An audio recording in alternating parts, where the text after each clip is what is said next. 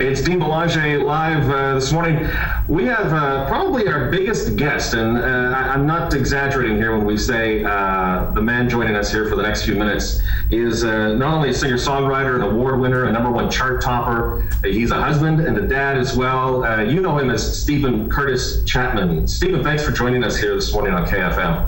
You're welcome, Dean. Good to be with you and everybody listening and watching. Great to be here.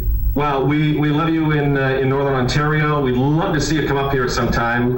Yes, it's overdue. I'm overdue to get up and see you guys. It's been too long. So let's change that. Let's start planning that now and figure out how to get back up there to see you guys. I love it. I would love to.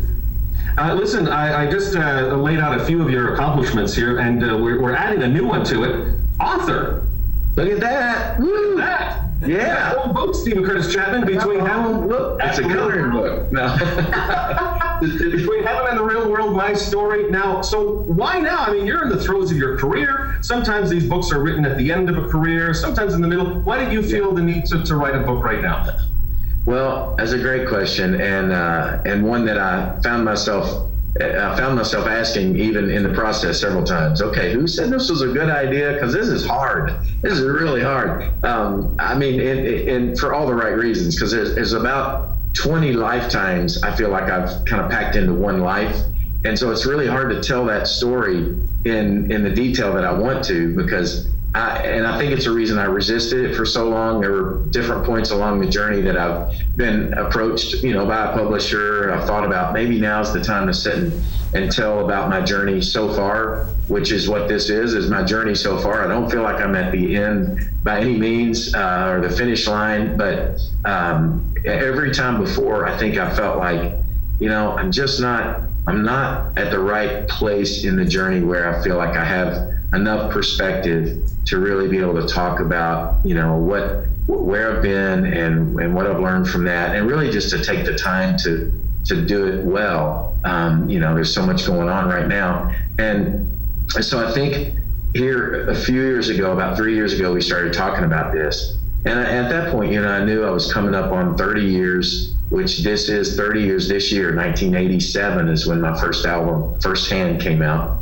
And I think a lot of it is just about perspective. I just felt like while as my song says, this is a glorious unfolding story and it's far from over, I felt like I was finally at a point where I had a good enough, vantage point on so much of my story, all the way back to my childhood, understanding kind of more now than I certainly would have even 5 years ago, much less 10 or 15 years ago, about how all of that has shaped me, how even, these last several years of my journey through, dark valley of grief with our family losing our youngest daughter, finally being at a point where I really felt like, I think I can talk about all that with the right amount of perspective and take people back even into songs that I've written and tell them the backstory, and really let people in to kind of weigh in behind the curtain on a lot of what my journey has looked like. And more than anything, to say not just, hey, here's my story, my journey. I hope it entertains you. I hope it inspires you. I hope you like it. But really, the reason I would do it and invite someone to take the time to read it is because I hope people will be able to say, you know what? If God's been faithful in this guy's story through all of that, then I can trust that God's faithful in my life and in my story and my journey. That's very much the reason why ultimately I wanted to do it. Just like I write my songs, I want to encourage other people in their story and their journey. And maybe by sharing mine in a really honest way, they can find that encouraging. Now, the book literally covers everything from, you as a young child, actually when you were born, and then up till present time. And a lot of it, as you mentioned, covers some of your songs and the process you've gone through with some of those songs. I'm always interested to ask singer-songwriters, so I have to ask you this. One of my favorites here. What is your process? Do you have, it's like 9 a.m., I'm going to sit down and start writing? Does it come to you in a dream? What works for Stephen Curtis Chapman? That would be good. I've asked for dream songs before, and usually I think there's been one or two times when I've woken up in the middle of the night with some little something running through my head, and I write it down or sing it into my recorder or my phone, and then by the morning light, I listen and look back at it and go, yeah, that was not a dream. No, that was a nightmare or something. That was not, it's never worked out that way for me. But the process is very, there's wonder in it for me still. It's a mysterious kind of process. I can't, and I think that's part of what I love about it. I love fishing. I'm not an avid fisherman, but I wish I was. And someday in my life I will become one, because I love the process. And I think it's because I love something about, you look out at this body of water and you think there's something, there could be, the big one could be in there, there's something going on beneath the surface, and I want to try to fish it out and see if I can find it. And I think that's with songs, there's something in there, there's an idea, there's something in that idea that if I can do it well, I can connect with people, I can create something, that didn't exist before, with words, and move people, and speak into people's lives and their hearts. And so as far as the process, it really is very, I can't control it. I do sit down at different times if I have, an album coming up, or I know there's a time when I have to do this, that I'll sit down and go, okay, I'm going to really work at trying to finish those ideas. But as far as the inspiration, where those ideas come from that become the songs, those can come at the most random moments. It's a story, it's reading a book, it's reading the Bible, it's having a conversation, it's tucking my little girls in at night and blowing it as a dad and going, man, I messed that up. I better dance with my little girls, because,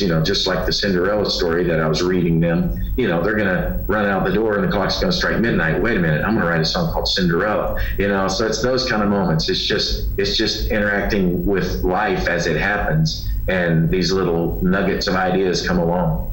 It's amazing that you what your process is. I'm always interested how people write, scripts and songs and stuff like that. Between heaven and the real world, you mentioned it briefly. I would imagine probably for the rest of your professional career, as you do these interviews, you'll be asked about Maria, and people wanting to know, how's the family doing, how's everyone doing. As I got to that chapter, as a dad of 6, it was like preparing my heart to read it, because it's heart-wrenching to read. You talk a lot about the day before and during the event and afterwards, and the days and weeks afterwards.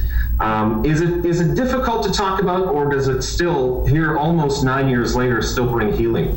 Yeah, both. Honestly, Dean, it's still brutal, and part of the reason I wanted to write the book is and tell the story one time, in really detail, for those that would want to just know what that really was like, and take that journey, so to speak, to be able to say, okay, now I've done that, and I don't have to, if anybody kind of wants to know, more of what that journey was like, I can say, well, I wrote it in my book, and you can read that, through that.